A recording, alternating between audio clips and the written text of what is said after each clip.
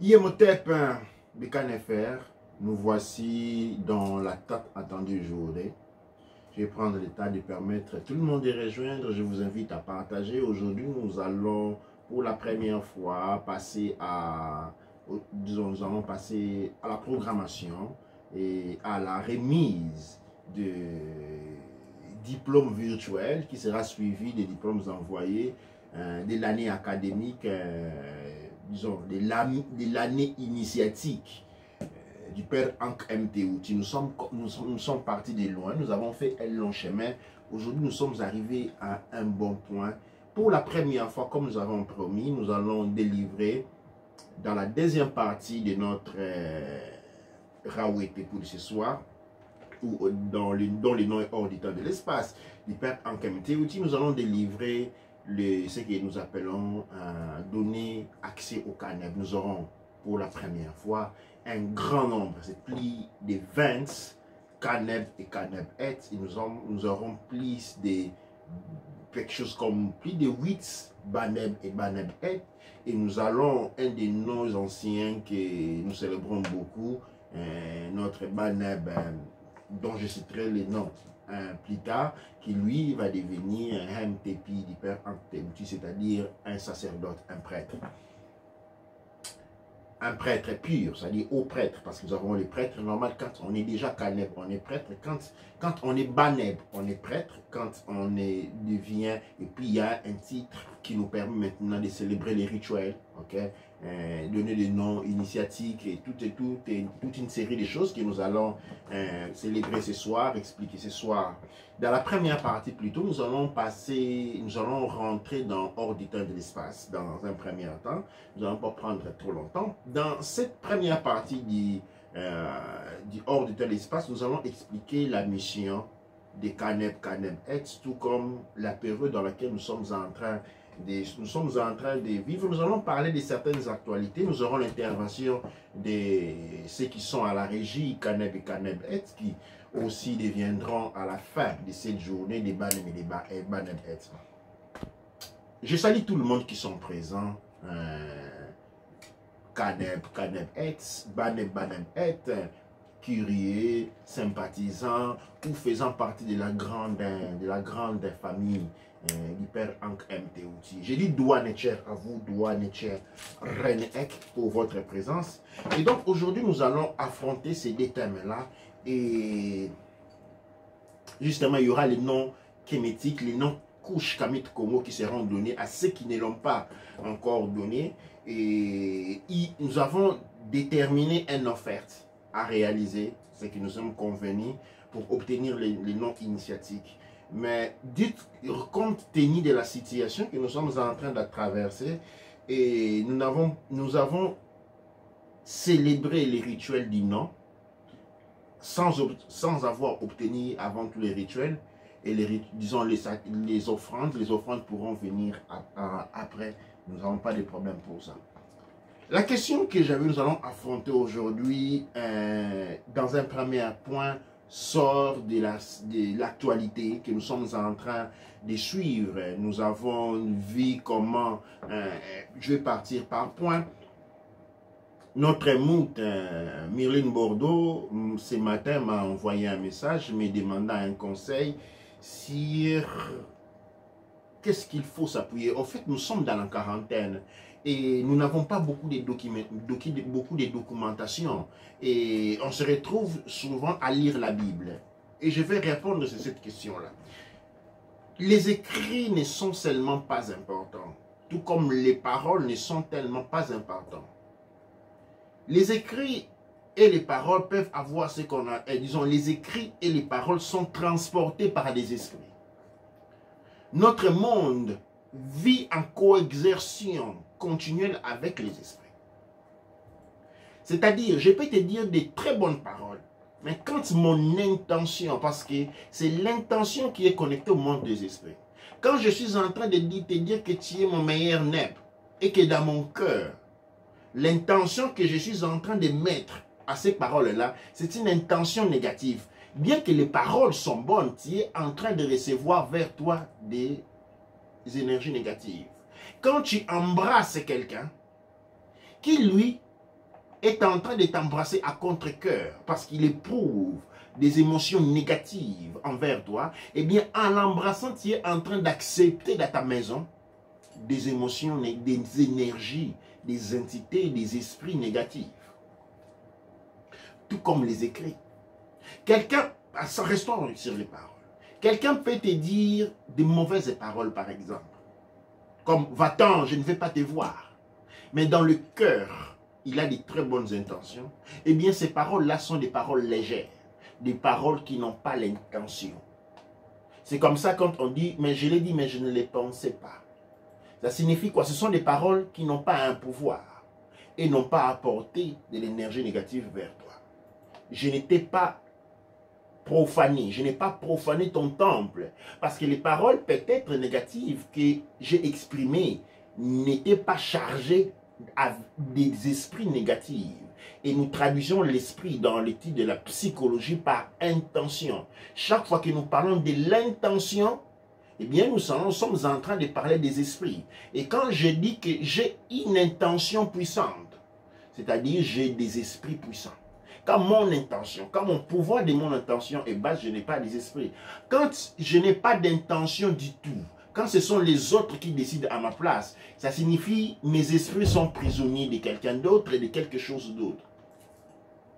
Et quand nous disons en Afrique, sur Kama, que les décisions prises chez nous, en fait, ne viennent pas de l'Afrique, viennent de quelque part d'autre. Cela signifie que notre monde spirituel, traduit par nos esprits, sont prisonniers. Nous sommes détachés de nos esprits. Les paroles, donc, elles sont très importantes. Et je retourne dans la thématique de la Bible, bien entendu. La Bible, beaucoup vont intervenir en disant, voilà, la Bible a été écrite avec des textes venant de l'Afrique. Ce n'est pas important que les textes qui sont écrits sont venus de l'Afrique, ou je ne sais pas moi de qui, ou des propres directs grands frères.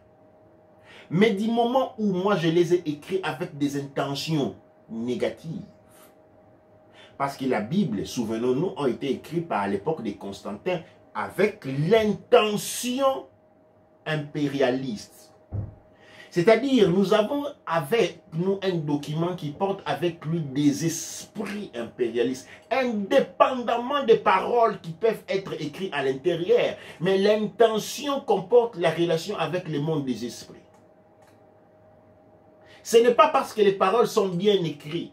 Ce n'est pas parce qu'on a écrit « Yahweh, je t'aime ».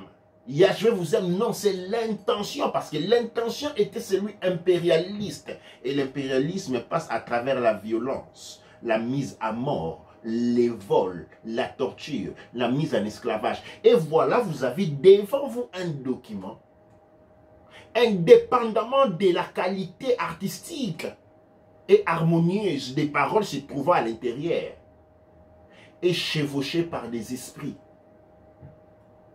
mauvais.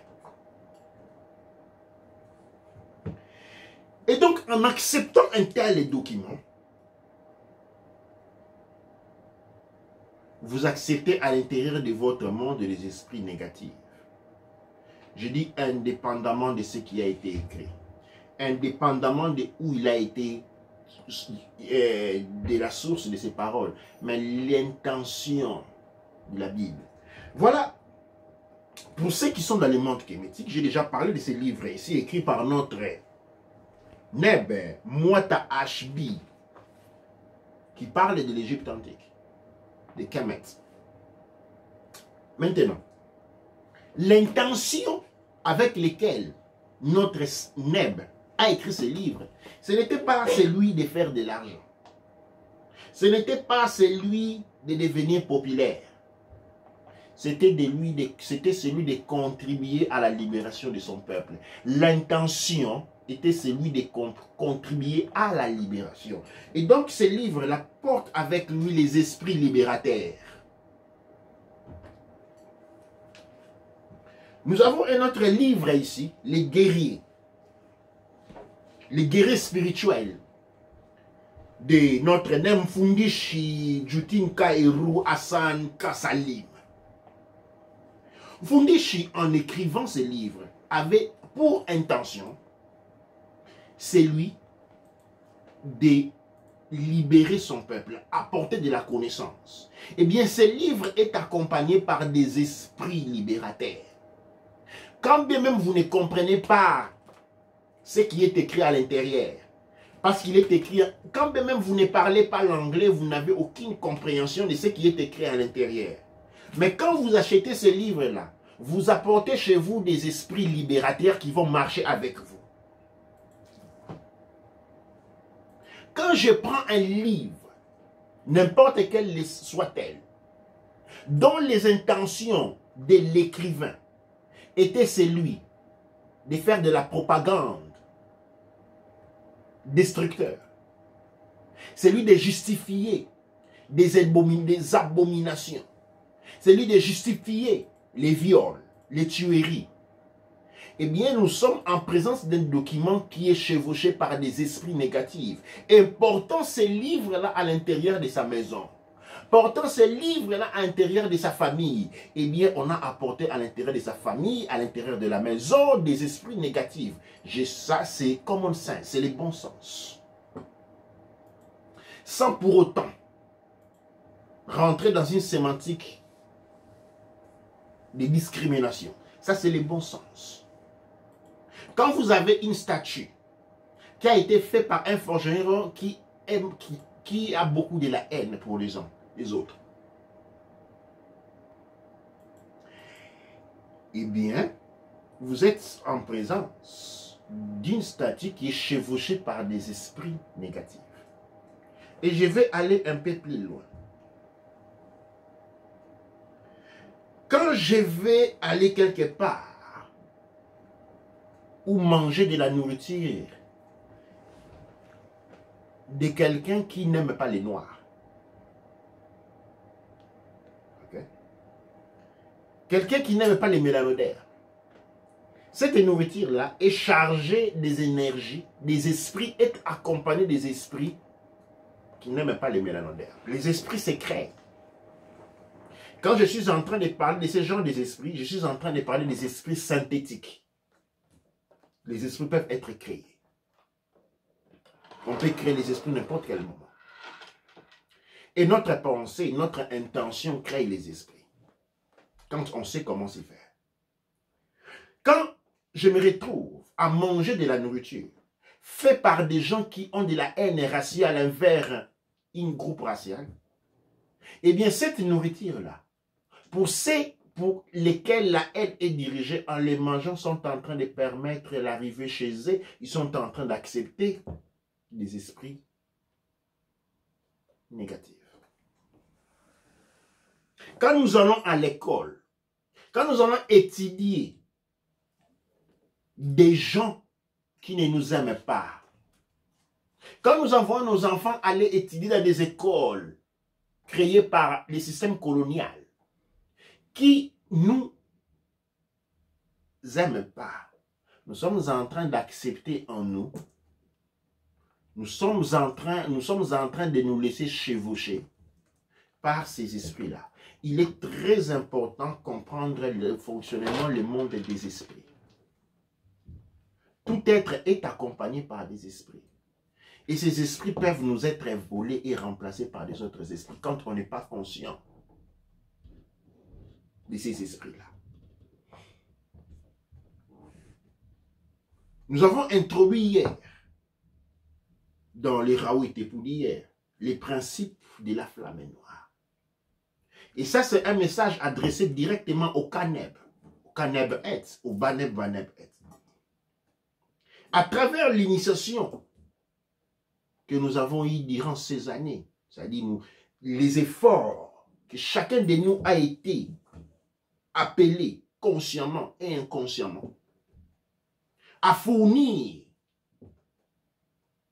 pour s'exprimer en tant qu'un couche Kamit Congo. Les titres obtenus ne vous donnent pas ce pouvoir-là, mais c'est le travail personnel réalisé. C'est les travail sur notre conscience réalisée qui nous donne le pouvoir. Le nom qui n'est qu'un nom. Mais si nous avons germolé ces pouvoirs-là à l'intérieur de nous, le nom kémétique qui va être donné rencontrera un élément de pouvoir et s'exprimera en tant que flamme noire. La flamme noire n'est pas due. Nos ancêtres, l'air était dû. Mais cette qualité de flamme noire a été perdue. En fait, nous sommes devenus des génies errants. Parce que nous sommes des génies. Un génie errant finit par perdre ses qualités de pouvoir. Ça signifie quoi un génie qui perd ses pouvoirs? Le génie reste génie. Il perd tout simplement l'accès à son pouvoir. Et quand il y a quelqu'un qui sait reconnaître que cet être-là est un génie qui a perdu l'accès à son pouvoir, eh bien, il va chercher à l'emprisonner.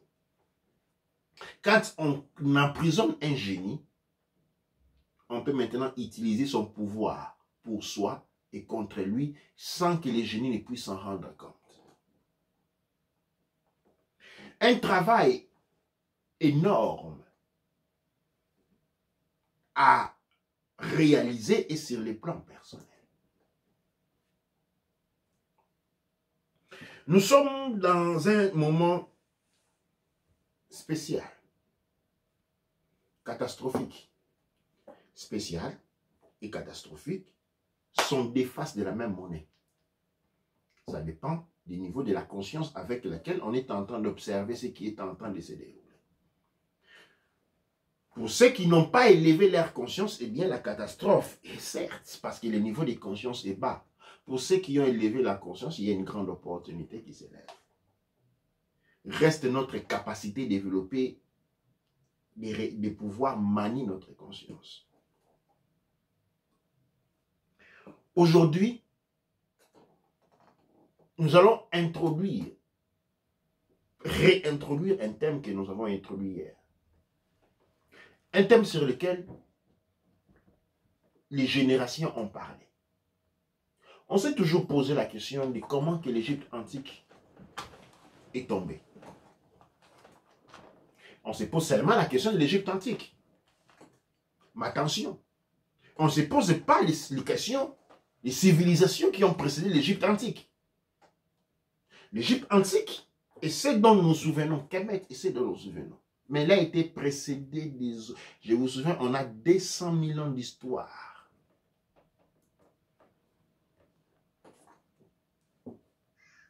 Avant Kemet, il y a eu plusieurs civilisations. Et Kemet pourrait être celle qui a, en termes de temps, duré le mois. Nous sommes rentrés dans une phase où descente. Et aujourd'hui, nous sommes arrivés au point du précipice. Quelle est la caractéristique? Quelle est la cause? Parce que l'esclavage, la colonisation, les vaccinations que nous sommes en train de voir contre le Covid, il y a le Covid en Occident, on crée des vaccins, on va tout de suite tester en Afrique. Mais pourquoi? Pourquoi cet acharnement? Eh bien, cet acharnement est indicatif parce que nous en sommes la cause. La cause, et c'est un message que j'adresse au Kaneb et Kaneb, Baneb et Baneb, et tous les étudiants du Père Ankh Mtouti. La cause de notre malheur est notre séparation avec la source. Nos ancêtres jadis, il y a très longtemps, et je ne parle pas de Kemet, nos ancêtres remontant à une époque immensément lointaine de la nôtre, quand notre système que nous appelons Kabsu, c'est-à-dire le système, comment on appelle, la voie lactée n'existait pas encore. Et quand je dis de nos en parle de nos ancêtres, je suis en train de parler de nos ancêtres en tant que flammes noires. Et les flammes noires sont dispersées un peu partout dans les galaxies. Nous sommes une branche des flammes noires. Il y en a beaucoup dans différentes galaxies. Et tous nous sommes plus ou moins soumis aux mêmes situations. Pourquoi? Le mélanodium ne souffre pas seulement sur Terre. Partout dans d'autres galaxies, les flammes noires sont en train de souffrir. Je ne sais pas dire si la nôtre est pire que les autres, mais la situation et les degrés peuvent varier. Nos ancêtres, à un point de leur immensité, se sont pris pour des dieux. Ils sont rentrés, ils ont pris les pouvoirs qui n'étaient désignés qu'à la source, c'est-à-dire les pouvoirs législatifs, les pouvoirs de faire les lois. Et regardez la société telle qu'on vit. Tout ce que l'on fait, c'est ignorer les lois de la création, ignorer les lois de la maths et nous inventer nos propres lois. L'initiative législative et les péchés impardonnables qui a été commis par nos ancêtres depuis très très très longtemps. En ces moments-là, de la grande mère est né Yayabou. Yayabou est le père du démiurge, ou Yayabou est le démiurge. Quand je dis Yayabou, c'est en langue sumérienne. Yayabou est une séparation de notre iter-ego, des flammes noires. C'est super-ego, c'est alter-ego là, qui est devenu notre ennemi parce que nous avons oublié qu'elle est venue de nous. Ce alter-ego est exprimé dans la cosmogonie kémétique comme 7. L'autre partie, ou ce qu'on appelle les frères de Haussar. Et les entités ou les esprits derrière la destruction du monde des couches Kamet Congo depuis toujours, du monde mélanoderme, ou du monde des flammes noires, c'est notre alter-ego. La partie de nous qui généralement semble être plus puissante que nous-mêmes. Et hier, pour l'expliquer, j'ai donné l'exemple de ce film que je n'aime pas beaucoup parce qu'il comporte la suprématie blanche. Mais voyons-le dans les cas de l'étude, j'ai fait l'exemple de Superman. Pas Smallville, l'ancien des années 80. Dans une des épisodes, Superman a un alter-ego, une partie de lui se détache de lui. Et en fait, Superman perd ses pouvoirs. Et cet alter-ego là, les poursuit, il les tape, Superman. Il tape, il les maltraite. Superman perd ses pouvoirs. Et l'alter-ego, cependant, cherche à tuer Superman. Il l'étrangle. Mais Superman ne meurt pas. Il les jette dans l'eau. Superman ne meurt pas. Il les met dans le feu. Superman ne meurt pas. À la fin, il va l'introduire dans une machine qui broie les voitures, qui broie les métaux, représentant le pouvoir Shango. Eh bien, Superman en sort intact. Et c'est à ces moments-là qu'il récupère la conscience de ce qu'il est. Et c'est à ces moments-là, dans les films, il ouvre la chemise, on va voir, il est redevenu Superman. Et maintenant, à ce moment-là, dès qu'il devient Superman, l'arrogant, la partie l'alter-ego de Superman perd son pouvoir. Et maintenant, dans les films, vous voyez Superman qui l'étrangle. Qui étrangle son alter-ego. L'alter-ego ne meurt pas, il disparaît, il rentre vers lui. Il y a la paix. C'est pourquoi nous sommes appelés. Un devoir difficile à réaliser, à comprendre. L'alter-ego, c'est lui qui est en train de nous détruire et qui est en train d'utiliser tous les instruments possibles et c'est notre partie en tant que génie. C'est cette partie-là.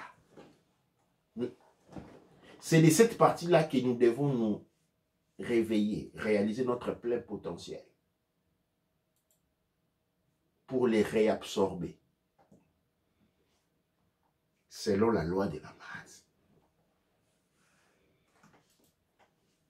Sans cela, cette partie continue à nous faire souffrir. Il est fait depuis trop longtemps. Aujourd'hui, nous sommes au bout de l'abysse, mais ce n'est pas. Et la libération dont on parle correspond exactement. Hein? La sortie de la matrice correspond à un niveau de réintégration entre ces deux parties, ces deux forces. Les responsabilités sont les nôtres.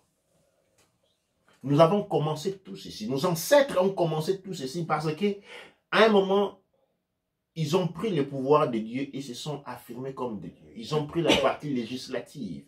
Ils ont commencé à décider sur la vie des autres. Ils ont voulu faire ce que les créateurs faisaient et se sont soustraits de l'influence, de la bénédiction divine. Et c'est cette maladie, c'est ce qui nous caractérise jusqu'à aujourd'hui. Nous avons perdu la capacité à la soumission. Le mélanoderme est typiquement reconnu comme celui qui ne se soumet jamais, à part s'il est brutalisé. Or, la soumission est la clé du fonctionnement de toute société. Dans le monde asiatique, le Dalai Lama, il est choisi quand il est tout petit. Le Dalai Lama, il est choisi quand il a 5 ans, 6 ans, des fois à la naissance. Mais cet enfant-là, qui ne comprend encore rien au monde, lui est donné le titre de Dalai Lama et tous les autres le suivent. Qu'on y ait 100 ans, 200 ans, 500 ans. Pourquoi? Parce qu'on reconnaît que les créateurs, pour être parmi nous, nous devons avoir l'ordre. Pour que les créateurs puissent se manifester dans notre vie, nous devons avoir établi les conditions pour que les créateurs s'établissent, c'est-à-dire l'ordre. Et l'ordre invoque, pour qu'il y ait l'ordre, il doit y avoir une personne au milieu à qui a été donné le rôle du créateur. Il incarne l'esprit du créateur et on lui doit respect. Et toute organisation dans le monde sait qu'on doit y avoir un pilon. Mais cette personne-là n'est pas la personne la plus intelligente. Il n'est pas le plus doué. Il est seulement la personne qui a été choisie. Les sièges, les sièges du créateur doit être reconnu. Dans la configuration Kushkamit Congo, je vais prendre quelque chose que je... Nous avons les sièges des Haussars. Il est là. Le siège des Haussars est la manifestation du créateur parmi nous. Et c'est le siège qui crée l'ordre. Et ce siège-là doit être occupé par une personne.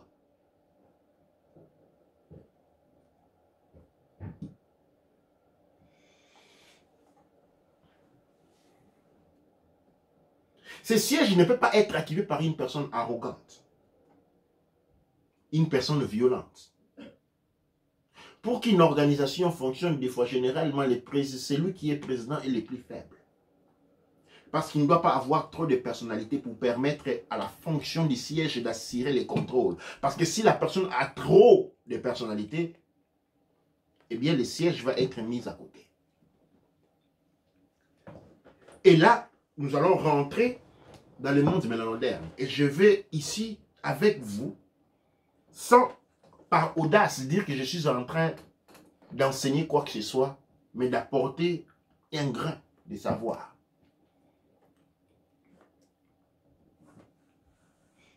Nous avons perdu l'esprit de la soumission. Nous sommes devenus tous des rois et des reines. Mais ça, ce n'est pas vrai. Ça, ce n'est pas vrai. Nous ne savons pas coexister ensemble. Nous ne savons pas nous soumettre parce que chacun de nous est convaincu d'être celui qui doit être le leader. Dès qu'on peut rentrer dans une course politique, même au niveau politique ensemble, 5 leaders qui doivent être votés. Mais de ces 5, seulement une qui doit être votée. Mais indépendamment de qui va être voté, les autres 4 ne vont jamais se soumettre. Et on va créer ce qu'on appelle faire de l'opposition. Destructive, parce que même l'opposition doit toujours être constructive. Nous sommes dans la destruction parce que nous avons perdu la source parmi nous. Et les faits que nous vivons dans les désordres dans lesquels nous vivons fait que nous ne sommes pas en mesure d'exprimer la conscience divine parmi nous. Indépendamment de combien des églises est tapissée la cité, indépendamment de combien... Là encore, nous sommes dans une démarche psychologique, dépressive, dans le sens que, comme je l'ai dit hier, quand vous avez quelqu'un qui crie chaque jour que sa femme est la plus belle du monde, vous savez que cette femme n'est pas belle du tout. Quand vous voyez une femme qui dit toujours à dire à tout le monde que son mari est le plus fort ou le plus riche, vous allez vous rendre compte que son mari n'est qu'un cordonnier sans lever la moindre estime à la fonction sociale des cordonniers. C'était à titre d'exemple, j'espère que vous comprenez cela.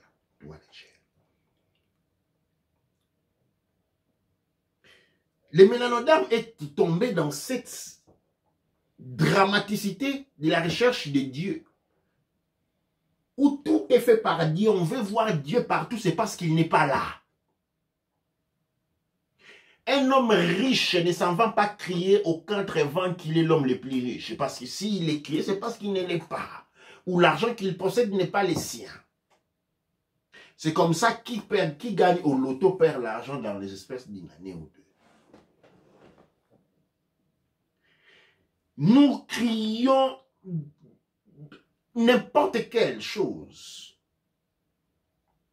que qu'on prend entre les mains, on l'exagère. Parce qu'on n'en a pas. Parce qu'on n'en a pas.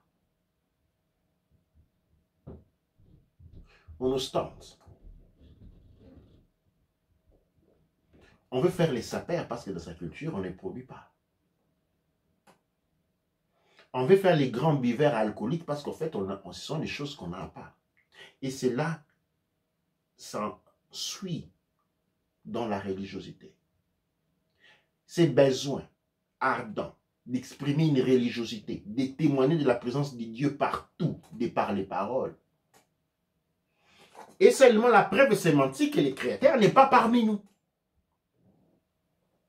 Qu'est-ce que je veux dire que le Créateur n'est pas parmi nous, que nous n'avons pas la connexion? Et qu'est-ce que j'ai comme preuve pour démontrer que nous n'avons pas la connexion? C'est parce que nous vivons dans les désordres. Nous ne savons pas reconnaître les sièges des Hausa.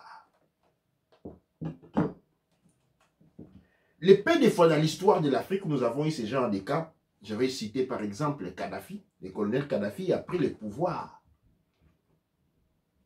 en Libye par la force et s'est imposé. Mais le siège des Hausa ne se prend pas par force. Mobutu Sese Seko Ngbendu wa Zabanga a assumé un règne et un certain équilibre. C'est parce que les premiers opposants étaient pendus et les autres ont fui. Aussi longtemps, ceux qui avaient été fuis sont restés à l'extérieur. Mais tu sais que Wamulumba, Ngunza, Karlibonde, Ileyo, tous ces gens, pas Ileyo, il y a toute ce qu'on appelait dans l'époque l'union sacrée. Aussi longtemps que tous ces gens-là étaient à l'extérieur, eh bien, il y avait équilibre. Dès qu'il les a permis de rentrer à l'intérieur, eh bien, il y avait, on avait ouvert les portes aux esprits mauvais. Les esprits qui ne reconnaissaient pas l'ordre. Les esprits qui remettent, je me souviens encore, Tshisekedi, dans les Zaïre, qui, devant le chef de l'État, assis sur le siège de Hausa, prend un document et commence à avaler. Tout le monde doit applaudir. Ceux qui n'ont pas compris se laissant berner par la dramaticité de l'action.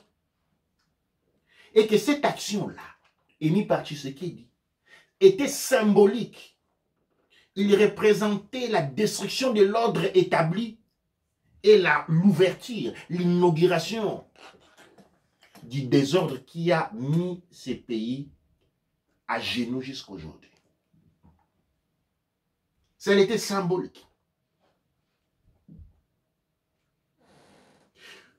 Des États-Unis, partout où nous sommes, nous ne savons pas vivre reconnaissant une autorité. Chacun de nous est devenu un roi. Chacune de nous une reine qui ne veut pas reconnaître les autres, qui veut être lui. C'est comme avoir une compagnie de chemin de fer avec 100 locomotives et un seul chemin de fer. Vous voyez, le chemin de fer va toujours dans une direction. Mais c'est une société qui fait faillite dès le départ.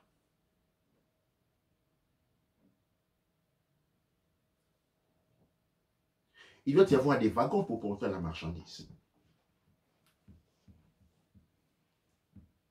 Des fois, on est des locomotives. Des fois, quand on monte un train, on peut mettre une locomotive, des wagons, une locomotive à côté. Mais pour que ce train puisse circuler, une seule locomotive fait la fonction de locomotive et les autres tirent. Et Mobutu Sese Seko Ngoni Douazabang avait énoncé les principes de seul coq dans la poulailler. Mais c'était obtenu par la force.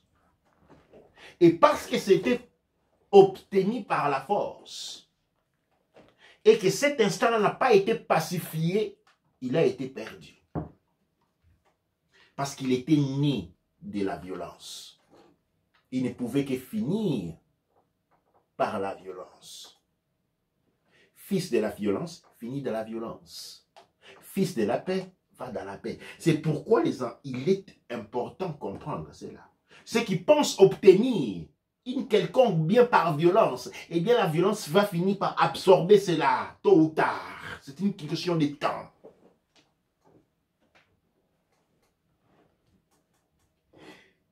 Et c'est pourquoi aujourd'hui nous sommes appelés à prendre une direction complètement différente. Une direction opposée. Nous devons rentrer, réélaborer notre connexion avec la source. Et nous réélaborons cette fonction avec la source par la soumission. Nous devons nous soumettre au Créateur. Et dans notre environnement, choisir par de nous-mêmes une personne qui, de par son notaire moral, par son exemple éthique, par son amour pour la communauté, devient les représentants de la source dans la communauté. Et la révérence que nous devons à la source doit être accordée à cette personne. C'est ainsi que la reconnexion avec la source s'opère. Chacun de nous est appelé à faire la paix avec les esprits avec lesquels il est né. Chacun de nous est appelé à une initiation culturelle, à reprendre, à retrousser les chemins. Parce que ce n'est pas que l'orage va arriver demain, mais c'est parce que l'orage est déjà en train de s'abattre sur nous. Nous sommes plus en train de parler, nous sommes en train de parler des termes de rescapés. Nous sommes appelés à devenir des rescapés. C'est dans le cadre de cette émergence que nous avons dans les pères Ankam Teouti accéléré les pas. Et ceux qui avaient commencé les cours CANEB, à n'importe quel niveau ne soit-il, nous avons reconnu cet engagement, cette volonté et ils ont été déclarés CANEB. Parce que nous avons besoin de sacrificateurs. Nous avons besoin des prêtres. Le CANEB est appelé Waj, c'est-à-dire les purs. Il est pur parce qu'il est en communion avec les esprits. Et chaque CANEB est appelé à apprendre à communiquer avec les esprits, à repacifier notre pas avec les esprits, notre monde avec les esprits. Les CANEB dont nous vous présenterons aujourd'hui ont cette fonction-là, de repacifier notre monde